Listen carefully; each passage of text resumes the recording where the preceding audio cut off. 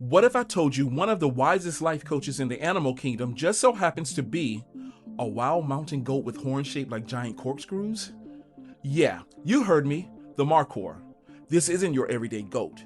We're talking about a cliff-climbing acrobat with 5-foot spiral horns and a comeback story that puts Hollywood underdogs to shame. Hello Wild Vibers, Vibes of a Wildlife here. Welcome to another video where we dive into the heart, humor, and unexpected life lessons from the animal kingdom. Before we get rolling, hit that like button, share this with a fellow Wild Viber, and subscribe so you never miss the next wildlife lesson. Because here's the thing, the Markhor isn't just a quirky mountain goat tucked away in the wild. It's a masterclass in resilience, balance, and finding power in the twists and turns of life. And honestly, there's a lot we can take from it if we're paying attention. So, let's uncork the wisdom of the Markhor and see what those spirals can really teach us. You can't talk about the Markhor without starting at the top. Literally, those horns. They're not just a couple of inches of headgear. No, these things can spiral over 5 feet long, curling like nature went wild with a corkscrew. What's even cooler is that males start growing their horns when they're just kids. Small twists at first that keep winding bigger and bolder with every year. By adulthood, they've got a crown that looks like it could uncork a giant bottle of mountain air. And here's a twist most people don't realize. The females have horns too. They're slimmer, shorter, more understated, but still spiraled. It's rare in the animal kingdom for both males and females to carry horns, and that just makes the Markhor even more unique. Now, what exactly are those corkscrews made of? Not bone, though there is bone inside. The outer layer is keratin, the same stuff that makes up our fingernails and hair. So in a sense, the Markhor is walking around in a pair of spiraling, supercharged fingernails that just happen to double as weapons, status symbols, and fashion statements all in one. And unlike deer antlers, which are shed and regrown each year, Markhor horns are permanent. They're with them for life, continuing to grow year after year, adding new twists to the story. You know, it'll be easy to laugh and say, cool party trick, goat. But the truth is, the horns are no joke. They're survival tools. A Markhor uses them to establish dominance, to defend itself, and yes, to impress potential mates. Imagine showing up to a date and your resume is basically, I balance on cliffs, fight with spiral weapons, and still look good doing it. Hard to compete with that. But here's the thing. Beyond all that showmanship, spirals have always carried meaning. Across cultures, spirals symbolize cycles, growth, and resilience. Think about it. Life doesn't move in a straight line. It winds, it turns, it circles back, and somehow, every twist still moves you forward. The Markhor wears that philosophy like a crown. But the horns aren't just the punchline. The real story is how the Markhor lives with them. Now let's talk about where the Markhor calls home. Because these goats don't exactly settle for easy living. You'll find them scattered across some of the steepest, rockiest terrains in Central and South Asia. We're not talking gentle hills either. Markhor climb thousands of feet up sides of mountains, sometimes reaching elevations of over 11,000 feet. That's thin air territory. But here's the thing. The Markhor is built for it. Their lungs and blood are adapted to handle lower oxygen at high altitudes. So while a human might be wheezing and blaming altitude sickness, the Markhor just keeps climbing like it's a casual stroll.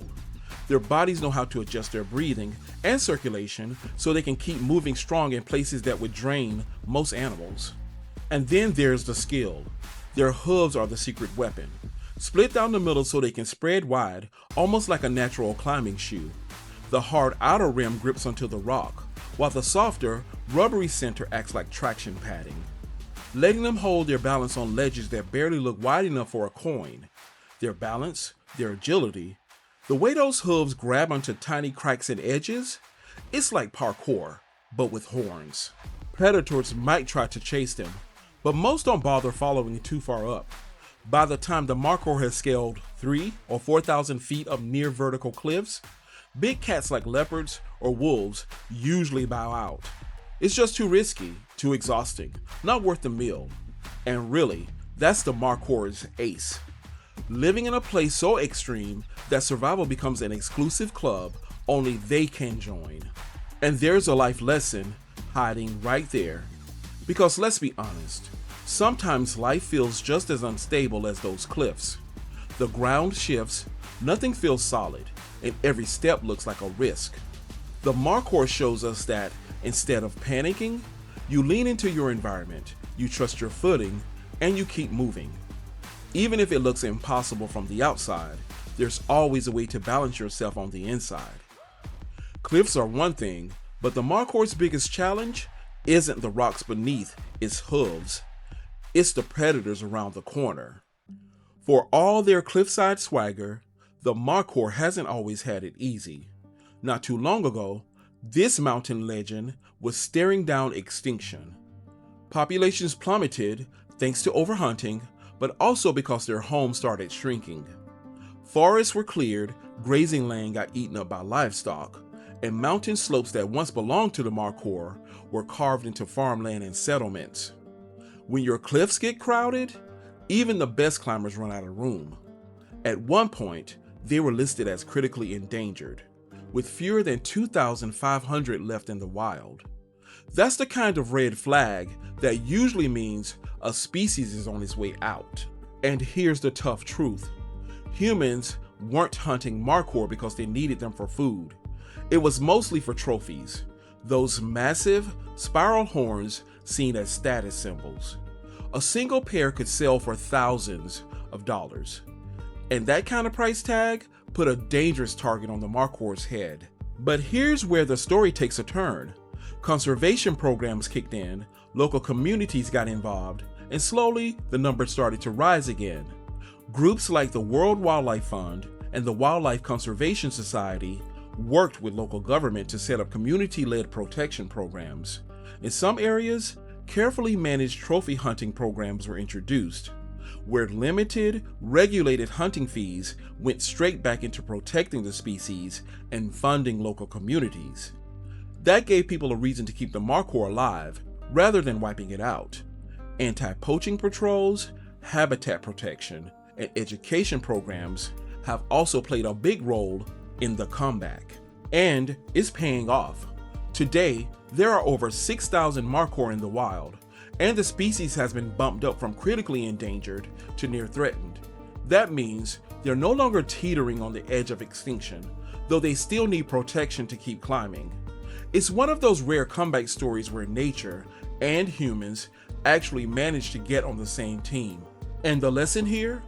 Setbacks don't always mean the end of the story. Sometimes the spiral takes you down before it carries you back up again. The Markhor shows us that comebacks aren't just possible, they're part of the process. That twist, that detour, that stumble, it might just be winding you up for a stronger return. So, we've seen the spiral horns, the cliffside balance, and the comeback story. But what does that mean for us? So what's the takeaway from the spiral horned sage of the mountains? Look at those horns again. They don't shoot straight up like a crown of spears. They twist, they circle, they wind back on themselves. And that's the truth about life too. It doesn't hand you a straight path. It throws you curves, loops, and detours, and sometimes it feels like you're spinning in circles. But every turn, every spiral is still moving you upward if you stay the course. And here's the part I love. Setbacks, they're not failures, they're momentum. Think about it. When the Markhor gets knocked back, it doesn't stay stuck on the slope. It regroups, shifts its footing, and keeps climbing. What looks like a stumble is often just a setup for the next comeback. If that's not a life lesson wrapped in fur and horns, I don't know what is. And let's not skip over confidence and resilience. The Markhor doesn't survive cliffs and predators by luck. It survives because it trusts its footing, adapts to unstable ground, and keeps its balance when everything looks impossible. That's strength, not just physical, but the kind that turns survival into something powerful. So maybe the wisdom here is simple. When life spirals, don't fight it. Trust your steps, keep climbing, and remember that every twist is shaping you into something stronger. The Markhor proves that spirals aren't chaos, they're wisdom in motion. Life may twist, circle back, and throw you off balance.